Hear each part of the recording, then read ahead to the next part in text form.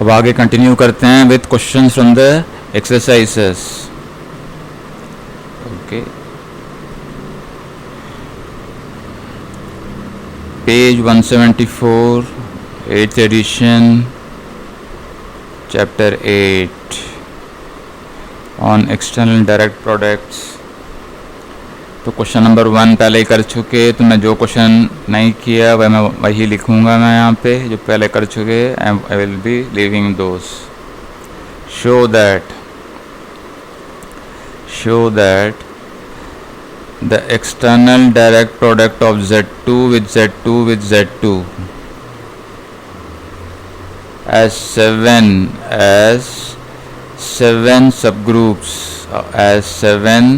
subgroups of order 12, 7 subgroups of order 2, sorry, okay, order 2. तो इसको करने के लिए हम शो करने वाले हैं कि ऑर्डर 2 वाले elements in the external direct product 7 will be finding the.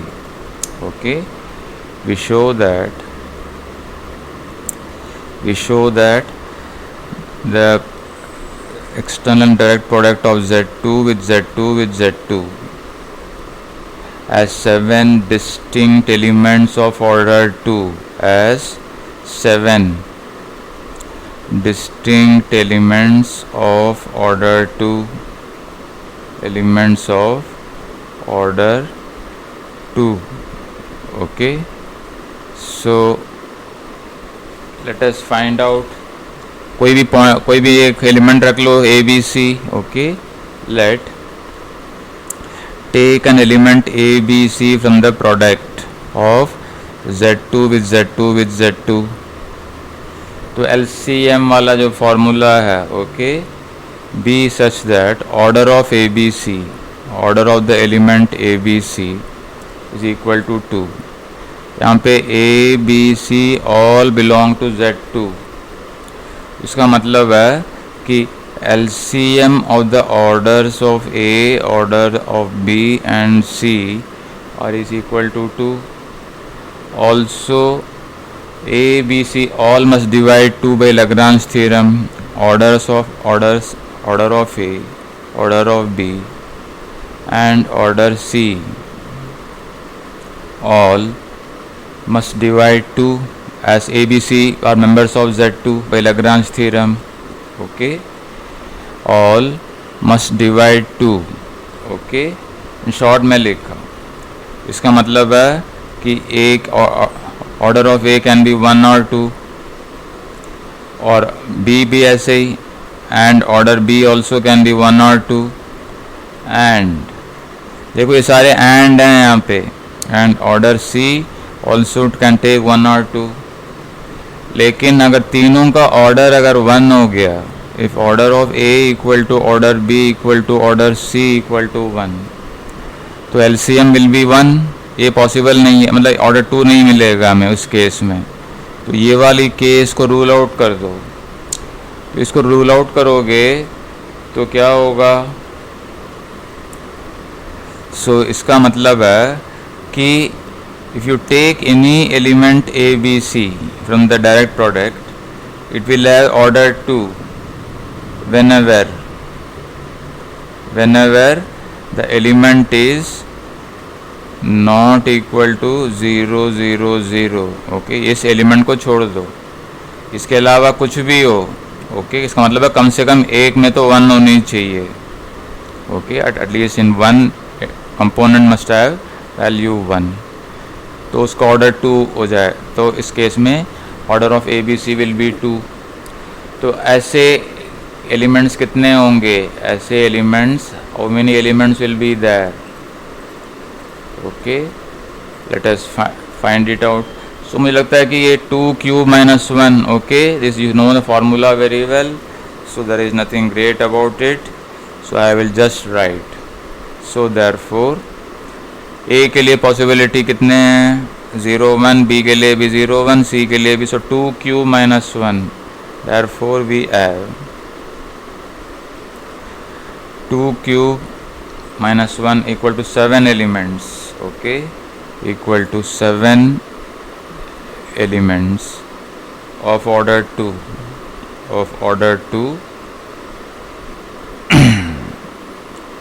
Okay and और एक एक एलिमेंट, ये सारे डिस्टिंक्ट हैं, ये सारे एलिमेंट्स डिस्टिंक्ट हैं and each element of order 2 and each element of order 2 generates a distinct subgroup, क्योंकि 2 वाले सबग्रुप में 2 ही एलिमेंट्स होंगे, एक वो एलिमेंट और एक identity. Okay, generates and each element of order 2 generates a distinct subgroup of the product, external direct product of Z2 with Z2 with Z2. Okay, so therefore there are in total 7 subgroups. So therefore there are 7 subgroups of order 2 और एक अगर तुम्हें चाहते हो कि एक लिख के दिखाते हैं, one of them is okay, one of them they look likes okay like this is the cyclic सब ग्रुप से जनरेटेड बाय द एलिमेंट 1 0 0. इसमें कैसे होंगे एलिमेंट्स, इसमें होंगे 1 0 0 और इसका प्लस करोगे दोबारा तो ये एलिमेंट जो जनरेटर है वही एलिमेंट होगा और दूसरा आइडेंटिटी होगा. ओके, सो ये सारे सब ग्रुप्स डिस्टिंक्ट होंगे इस सेंस में, they are all distinct. Question 4 देखते हैं क्या कहता है. कहता है show that the direct product of G with H is abelian. Product of G and H is abelian if and only if both G and H are abelian.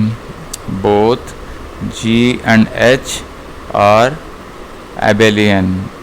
Okay, so this is an easy exercise for you. You should be able to do it yourself.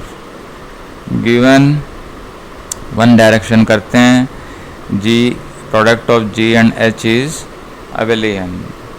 तो मैं एक ही show करूँगा, want to show both G and H are abelian. Okay, G and H both are abelian groups. तो इसके लिए जो technique हमने पहले भी यूज़ किया उसी को यूज़ कर लेते हैं. शॉर्ट वे में करना चाहते हैं तो शॉर्ट वे में कर सकते हैं. कैसे?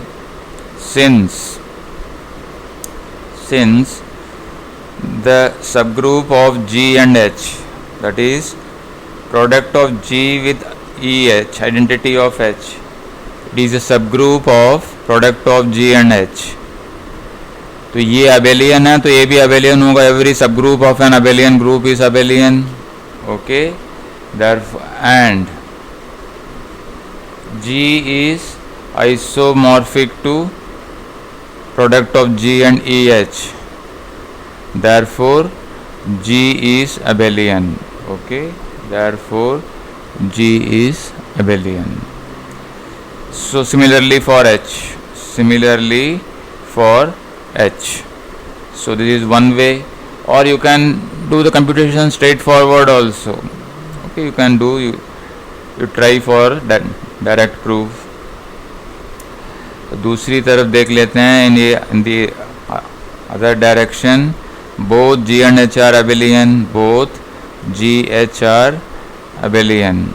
okay, want to show, this is a routine verification which we say, people say this is a routine verification, so you can do it yourself. तो 2 एलिमेंट रख लो. okay, let G1 H1 and G2 H2 belong to the product of G and H. अब इन दोनों को multiply करके देख लो कि commute होते हैं कि नहीं होते. G1 H1 into G2 H2 is equal to G1 G2 H1 H2. और ये क्या है, कम्यूट होंगे, सो इसको चेंज कर लो ऑर्डर. G2 G1 ये भी कम्यूट होंगे. Okay, G and H both are abelian. अब इसको फिर से प्रोडक्ट फॉर्म में लिख लो. G2 H2 and G1, H1. So therefore product of G and H is abelian. Okay, अब आगे करते हैं, will continue in the next.